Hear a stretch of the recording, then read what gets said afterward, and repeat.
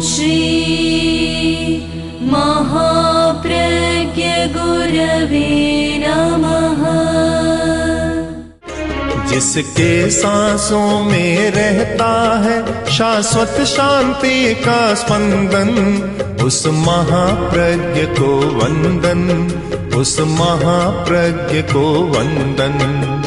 सत्य अहिंसा अनेकांत को अर्पित जिसका तन मन, उस महाप्रज्ञ को वंदन, उस महाप्रज्ञ को वंदन।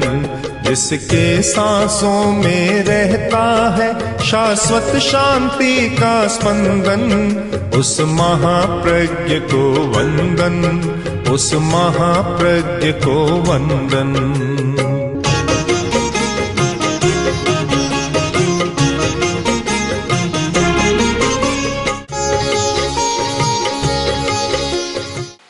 शक्ति किसके लिए? सहन करने की शक्ति या सहिष्णुता एक योग्यता है, क्षमता है। बहुत बार प्रश्न भी होता है, शायद आदमी सोचता भी है, जो छोटे हैं उन्हें सहन करना चाहिए। अभी तुम छोटे हो, तुम्हें सहन करना चाहिए। अगर सहन करने की मर्यादा छोटों तक है तो फिर बड़े तो बिल्कुल खुले हो जाते। कौन सहन करे? एक अनुभव की वाणी में अगर बताऊं तो इसमें आचार्य तुलसी का एक अनुभव बड़ा महत्वपूर्ण है।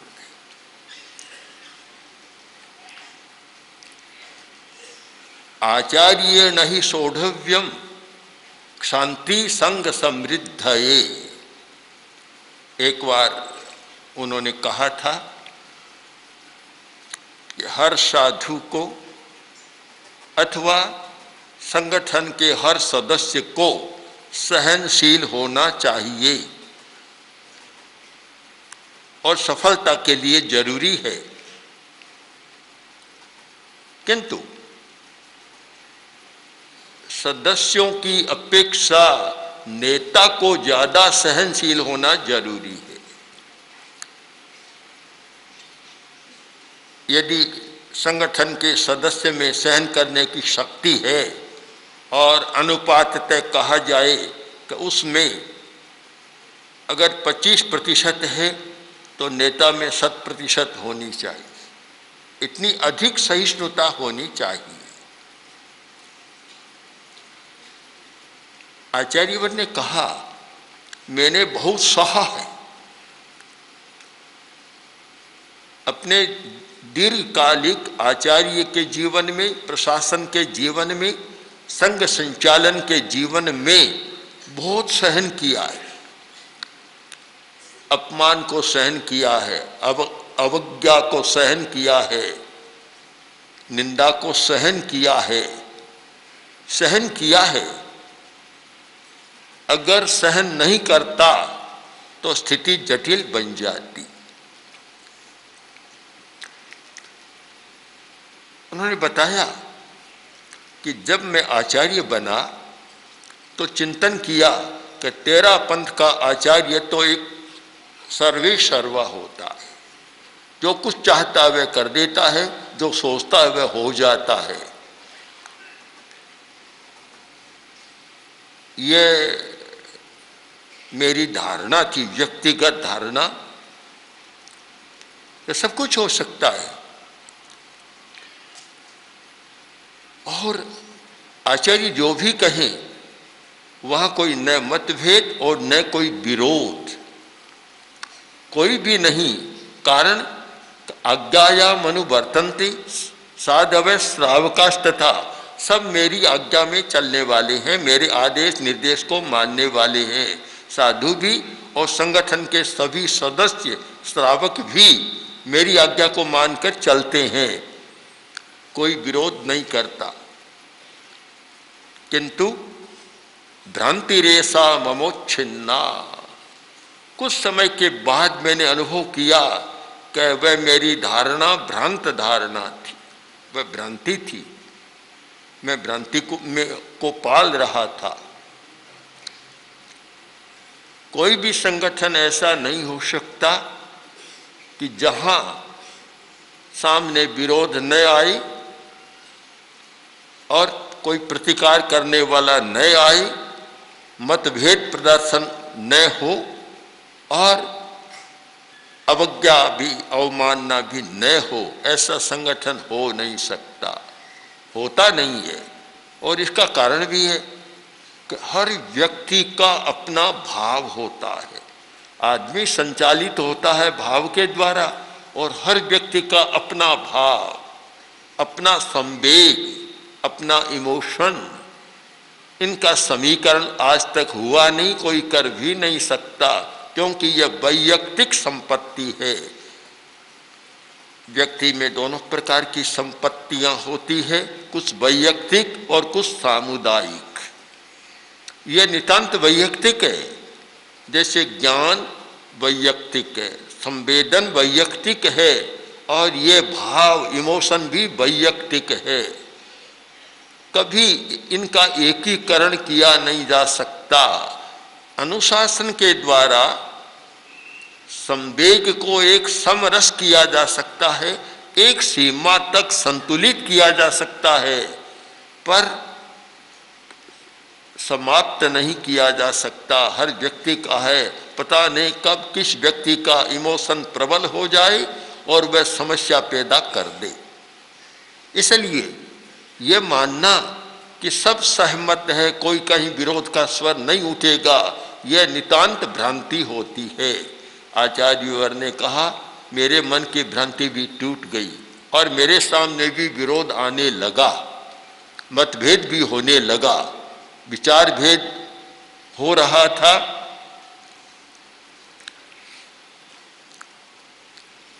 तो विरोध होने लगा, तो फिर क्या करें? एक और संघ, एक और आचार्य, एक और मतभेद, विचार भेद और विरोध और अवमानना भी क्वचित क्वचित। इस स्थिति में क्या किया जाए? यही क्षण है जब नेता को निर्णय लेना होता है कि क्या करें। अगर नेतृत्व सहिष्णु नहीं होता तो संघ टूट जाता है, बिखर जाता है। और नेता की सहिष्णुता विरोध के बावजूद भी माला के मनकों को तोड़ने वाली नहीं होती, सबको बांध कर रखने वाली होती है। एक धागे में सब बंधे हुए रहते हैं। इसलिए एक सूत्र दिया कि आचार्य नहीं सोढ़व्यम, आचार्य को बहुत सहन करना चाहिए, सहन करना चाहिए। सहन क्यों करना चाहिए? कि शांति संग समृद्ध है। अगर संघ की समृद्धि चाहते हो तो शांति से बढ़कर कोई उपाय नहीं है। सहन करना सीखो, वही उपाय है। आचार्य वर्ग के अनुभव के साथ मैंने एक महाभारत के अनुभव को पढ़ा तो लगा कि सच्चाई देशातीत और कालातीत होती है। सच्चाई किसी काल में प्रकट हो, किसी देश में ऐसा नहीं है। सच्चाई हर समय प्रकट होती रहती है और उसकी एक श्रृंखला है, धारा है, वह अविच्छिन्न धारा है। उसे किसी काल की सीमा में नहीं बांधा जा सकता। एक बार का प्रसंग है कि श्री कृष्ण बहुत विचलित हो गए। नारद आए, श्री कृष्ण ने कहा कि मैं अब यह संचालन नहीं कर सकता जो गणराज्य का मैं संचालन कर रहा हूँ। श्री कृष्ण का शासन गणराज्य का शासन था, मैं इसका संचालन नहीं कर सकता। क्यों? कि ये यदवय भोजा वृष्णय, ये यदु भोज वृष्ण, ये सब मेरा इतना विरोध करते हैं और इस प्रकार बोलते हैं कि मैं तो थक गया, मैं अब सहन नहीं कर सकता।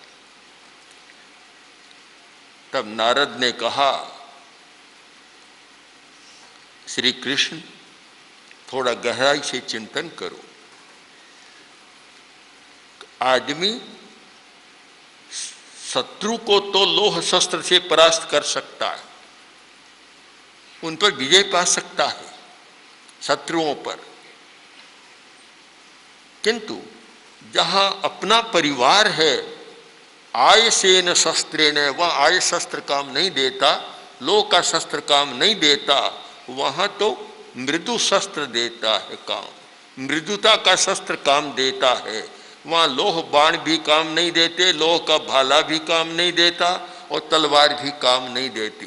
तो तुम अपनी परिषद में अब आय शस्त्रों की बात मत सोचो, मृदुता के शस्त्र की बात सोचो, सब कुछ ठीक हो जाएगा। नारद ने ये मृदुता का, सहनशीलता का एक संबोध सामने रखा था। कोई भी नेता हो और बात बात में उखड़ जाता है, आवेश में आ जाता है, सहिष्णु नहीं होता, अपने सदस्यों की बात को सुन भी नहीं पाता, सुनने का प्रयत्न भी नहीं करता, वह कभी सफलता के साथ संगठन का नेतृत्व नहीं कर सकता। बहुत गंभीरता से हम इस पर चिंतन करें कि जिस व्यक्ति के हाथ में हजारों, लाखों, सैकड़ों व्यक्तियों के संचालन की डोर होती है और वह अगर बात बात में अधीर हो जाता है, तो फिर कोई भी संगठन आधार युक्त नहीं रहता, आधारहीन हो, निराधार हो जाता है। इसलिए आवश्यक है सहिष्णुता। संगठन को बांध कर रखने वाली एक कोई रस्सी, रज्जू है, एक कोई डोर है, तो वह है सहिष्णुता। कितना सहन करना पड़ता है। तो फिर प्रश्न है, क्यों सहन करना चाहिए? नेता तो शक्तिशाली होता है, सर्वशक्ति मुखिया होता है, वह सहन क्यों करे? जो छोटे हैं वे सहन करें, बड़ा आदमी सहन क्यों करे? तो एक कारण बतलाया कि क्षांति संग समृद्ध ये। अगर नेता चाहता है कि मेरा संगठन समृद्ध रहे, गतिशील रहे, वैभवशाली रहे, महत्वपूर्ण रहे, तो फिर शांति सहिष्णुता के सिवाय कोई उपाय नहीं है। और हर नेता चाहता भी है मेरा संगठन अच्छा रहे। अच्छा रहने का सूत्र क्या है? नाना मस्तिष्कों को एक साथ जोड़े रखना कोई सरल काम नहीं है। मुंडे मुंडे मतिर भिन्ना, कुंडे कुंडे नवम पये, तुंडे तुंडे नवा बाणी। हर मस्तिष्क का चिंतन अलग होता है, बुद्धि हर मस्तिष्क की अलग है। और जैसे हर कुएं का पानी अलग अलग होता है और हर मुंह की वाणी अलग अलग होती है। कोई भी एक काम करो, ये सोचो कि 1000 आदमी 1000 कहेंगे बहुत अच्छा, ये कभी नहीं सोचना चाहिए। 200, 400, 500 समर्थन करने वाले मिल जाएंगे, तो 100, 200 मौन रहने वाले मिल जाएंगे, 100, 200 समालोचना करने और तीखी बात कहने वाले भी मिल जाएंगे, व्यंग्य करने वाले भी मिल जाएंगे। यह नेता को हमेशा मानकर चलना चाहिए। जो मुखिया है वह एकाकार सबको देखना चाहिए, ये कभी संभव नहीं है। मानवीय प्रकृति का विश्लेषण करें, मानवीय प्रकृति का अध्ययन करें तो पता चलेगा कि कोई भी ये सोचता है कि सब एक समान, तो वह निरा भ्रांति का जीवन जीता है। उसे मान के चलना चाहिए कि जो काम करनी है वह मुझे करना है, अब दूसरे क्या कहेंगे उसे एक बार गौण करना होता है। क्या अच्छा बतलाएंगे या बुरा बतलाएंगे, निंदा करेंगे या सम्मान करेंगे, अगर इन बातों में उलझ जाए तो कोई काम दुनिया में हो नहीं सकता। प्रसिद्ध मनोवृत्ति की बात है, सब जानते हैं। कहते हैं ना कि चढ़े तो भी हंसी, पैदल चले तो भी हंसी। पिता पुत्र दोनों जा रहे थे, मरियल से घोड़ी थी, दोनों चढ़ गए। लोग कहते हैं देखो कितने निर्दय है, मरियल घोड़ी दो लद गए ऊपर। तो एक उतर गया, पिता उतर गया, तो आगे चले। लोगों ने कहा देखो कैसे मूर्ख आदमी है, बूढ़ा तो नीचे चल रहा है, जो जवान है वह लदे बैठा है। तो भी अच्छा नहीं, तो फिर पिता चढ़ गया, लड़का उतर गया। तो लोग कहते हैं देखो ये तो बड़ा आदमी है, चढ़े चल रहा है, बेचारा छोटा लड़का पीछे पीछे चल रहा है, पैदल चल रहा है, दया नहीं आती इसको। दोनों उतर गए, अब तो ठीक, अब कोई कहने की बात नहीं है।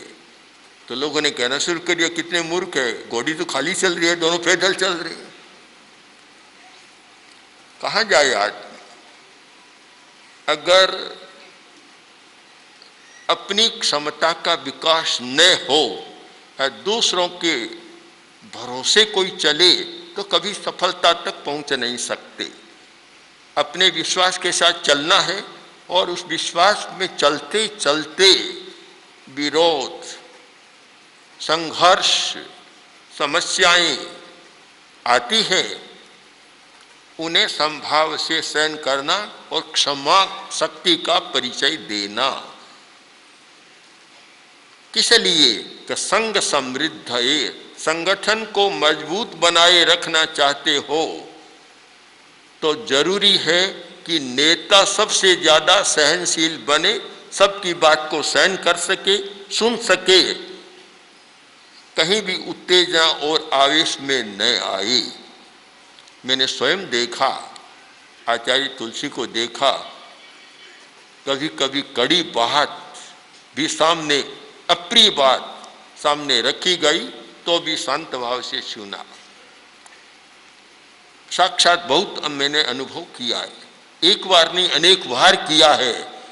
कभी कभी उस समय मेरे मन में भी आता था कि आचार्य जी वापस क्यों नहीं कहते, पर आचार्य जी नहीं बोलते। इतनी सहनशीलता देखी है, क्योंकि संघ की समृद्धि, संघ के वैभव को, संपत्ति को सुरक्षित रखना है, तो इससे ज्यादा संघ को जोड़ने वाला दूसरा कोई सूत्र नहीं है। सहिष्णु बनो, सहन करना सीखो। हमारी बड़ी शक्ति है और उस शक्ति के द्वारा ही यह काम हो सकता है। आचार्यस्य सहिष्णुत्वम चिरायुष्कं गणं सृजेत। आचार्य की सहिष्णुता है, वह संघ को चिरायु बना देती है, चिरजीवी बना देती है। संगठन के नेता की सहिष्णुता संगठन को चिरजीवी बना देती है। वो नेता अगर सहिष्णु नहीं होता है तो संघ को तोड़ देती है, अल्पकाल में अपमृत्यु, अकाल मृत्यु उसकी हो जाती है। इसलिए यह कोई भ्रांति न पाले कि हम छोटों छोटों को ही कहा जाता है कि सहन करो, सहन करो। छोटा तो एक होता है कि सहन करो, संगठन का मुखिया होता है, वह हजारों को सहन करता है, कितनों को सहन करता है, कितनी बातों को सहन करता है। मैं भी देख रहा हूं कि एक साधारण बात पर भी कोई आदमी उत्तेजित हो जाता है।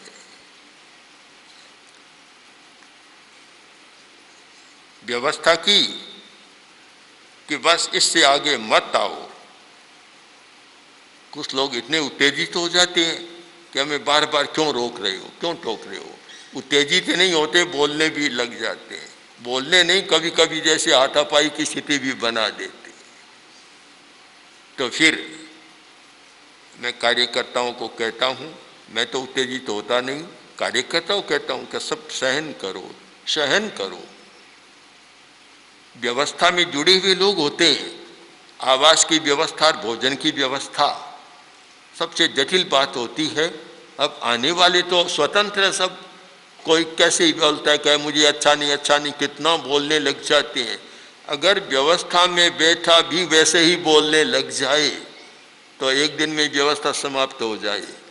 आने वाला तो बोल सकता है, पर जो व्यवस्था कर रहा है उसे तो सहिष्णु होना चाहिए। ये हमें हमेशा सूत्र ध्यान में रखना है कि जिस व्यक्ति ने व्यवस्था का दायित्व संभाला है उसे तो पुण्वी समो मुनि हविज्जा। जैसे धरती सबको सहन करती है, साधु को सबको सहन करना चाहिए, तो साधु के स्थान पर बिठा दो कि व्यवस्था करने वाले को सबको सहन करना चाहिए। आचार्य के लिए कुछ निषेध किए गए। आचार्य को, साधु साध्वियों को ये वस्त्र देना, स्थान देना आदि में नहीं जाना चाहिए, क्योंकि सबके मनोनुकूल नहीं होता। किसी को स्थान अच्छा मिल गया, किसी को वैसा नहीं मिला, किसी को वस्त्र अच्छा मिल गया, किसी को नहीं मिला, तो फिर एक असहिष्णुता प्रकट होने लग जाती है। तब कहा कि आचार्य को इसमें नहीं जाना चाहिए, ये असहिष्णुता के कारण बनते। हमें इस पर भी विचार करना है कि व्यवस्था करने वालों के द्वारा ऐसी स्थिति न हो कि सामने वाले व्यक्ति में असहिष्णुता को प्रकट होने का मौका मिले। दोनों ओर से सोचना है कि नेता के लिए जरूरी है न तो ऐसी स्थिति का निर्माण करे और कहीं हो जाए तो फिर छोटों को सहन करे। बहुत बड़ी बात है छोटों को सहन करना। अगर सास बहू को सहन न करे तो फिर वह सास भी काम की नहीं होती। कहा जा सकता है कि छोटा तो कुछ कर सकता है, पर बड़े को तो सहिष्णु होना चाहिए। और यही बात एक राजस्थानी की छोटी सी कहावत है, बड़ी महत्व की बात है कि टाबर कुटाबर हो जाए पर माइट कुमाइट को नहीं हो।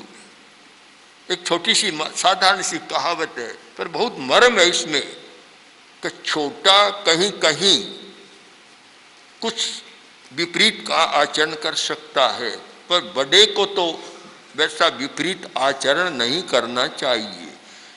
संगठन के मुखिया पर बहुत बड़ी जिम्मेवारी होती है कि वह संगठन का प्रमुख बना है और उसमें प्रमुख बनने की अर्हता का विकास नहीं है तो फिर वह योग्य नहीं है कि संगठन का प्रमुख बने। और संगठन के प्रमुख बनने की कुछ कसौटियां, उनमें एक बड़ी कसौटी है सहन करने की शक्ति, सहिष्णुता का विकास, मृदुता का विकास। अगर ये नहीं है तो वह संगठन अच्छा नहीं हो सकता। ओम श्री महाप्रज्ञ गुरवे नमः। ओम श्री महाप्रज्ञ गुरवे नमः। ओम श्री महाप्रज्ञ गुरवे नमः। ओम श्री महाप्रज्ञ गुरवे